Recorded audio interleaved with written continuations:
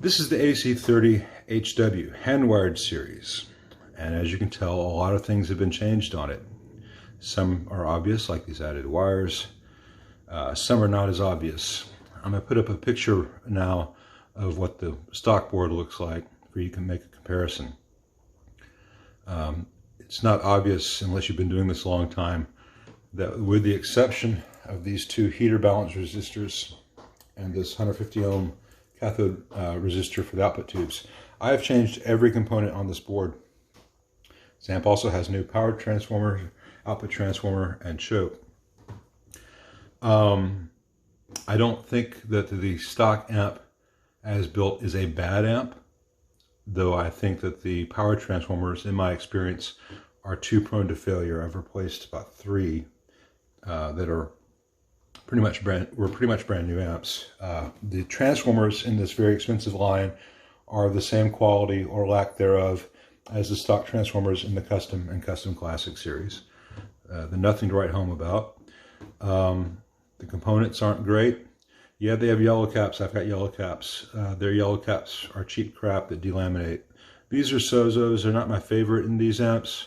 I had to use these because my favorites were out of stock in a particular value, and I didn't want to make the owner wait. Sozos are fine. My preferred Vichys are really good. Mallory 150Ms are fantastic in these.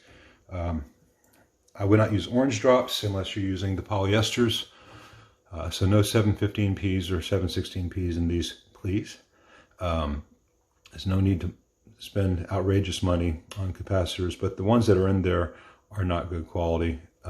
And I mean, they're literally delaminating on every one of these I've had in. The hand wiring. Whose hands? Whose hands are doing the wiring?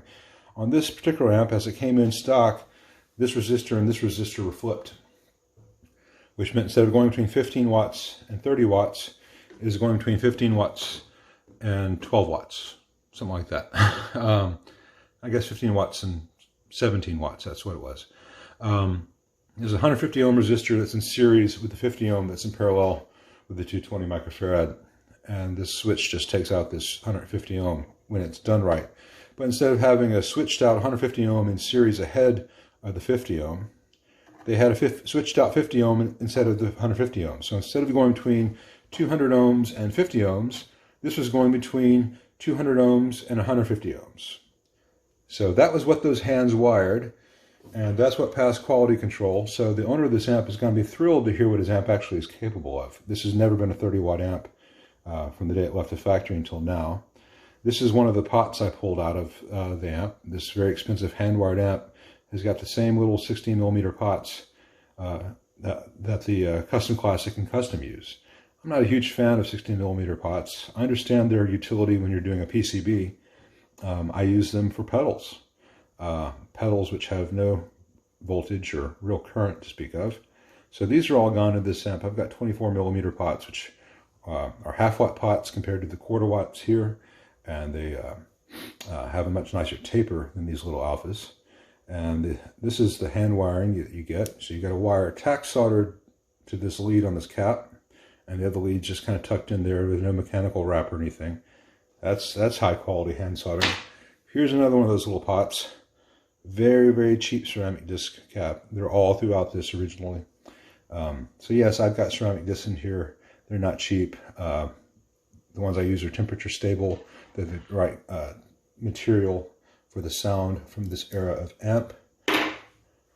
Let's see. The AC30 HW normal channel is the same mistake that they make on the Custom series, in that they're copying the normal channel from the AC36 treble amp. So that's a handicapped to lower gain than it should have. It can never get enough gain because it has a built-in voltage divider.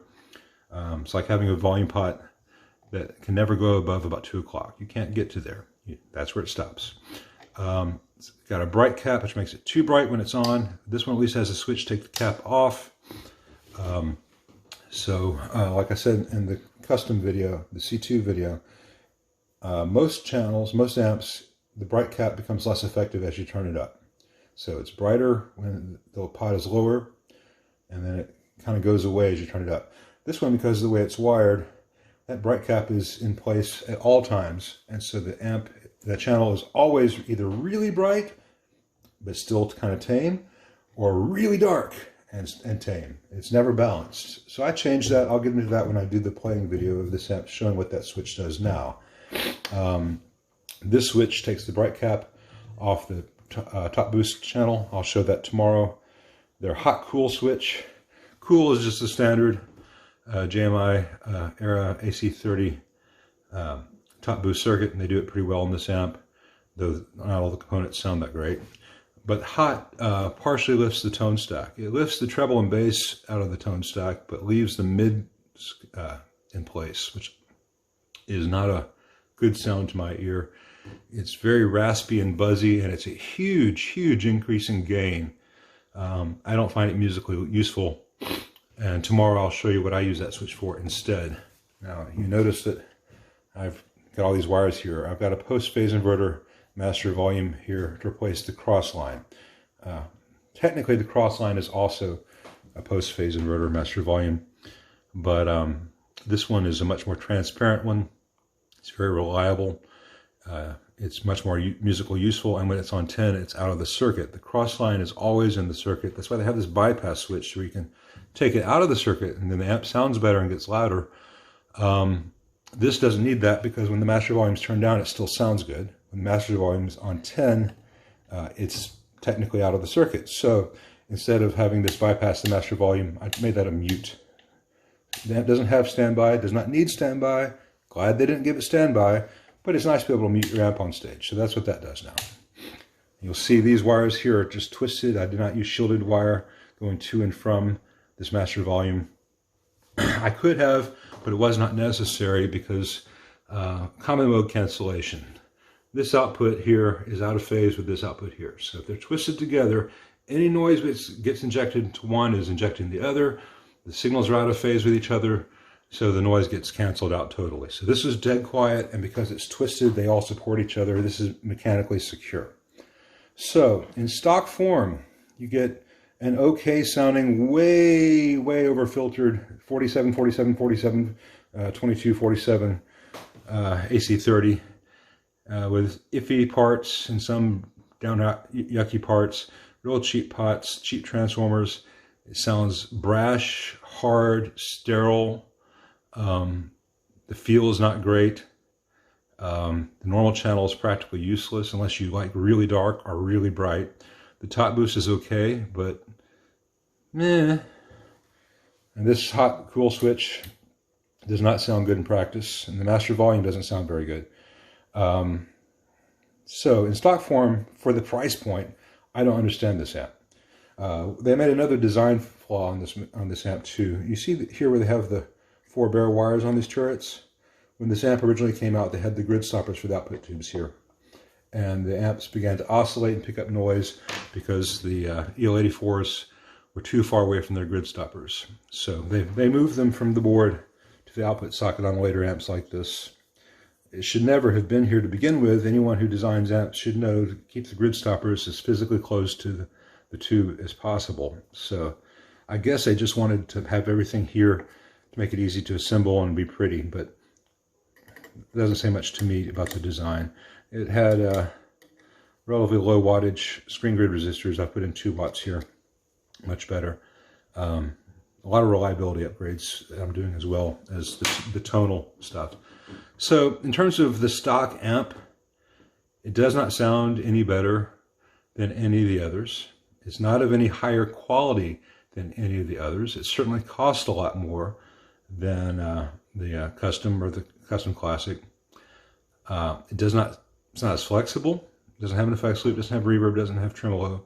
And so as far as the stock amps go, I'm not a fan of this amp. Now that said, with all this work done and good tubes put in and good transformers put in, this one's got all Mercuries now because the power transformers fail, like I mentioned. All good components, everything done properly, a good circuit. This is because I wanted these channels to be out of phase like the JMI. In stock form, they're in phase, you get additive gain. That's not that useful. Once this is all done, this is by far the best of the modern Voxes. because at this point you have a very solid, simple circuit. Nothing's going to go wrong. If anything begins to wear out, it's relatively easy to change out. It's rugged. But again, every component has been changed. Every transformer has been changed. The pots, the knobs, these have all been changed. I had to drill larger holes in the front panel to get the real size pots in. So it's a lot of work on top of what I think is already an artificially steep price point. So don't drool over those pictures of the those hand-wired amps just based on the picture, unless you really, really like a fawn covering. Personally, I prefer the black with the diamond grill cloth, but actually my preference would be the Post 66 with the black diamond, but that's almost impossible to get these days. I digress.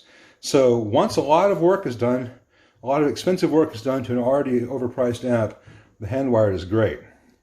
In stock form, nah, I'd take a custom over hand-wired any day.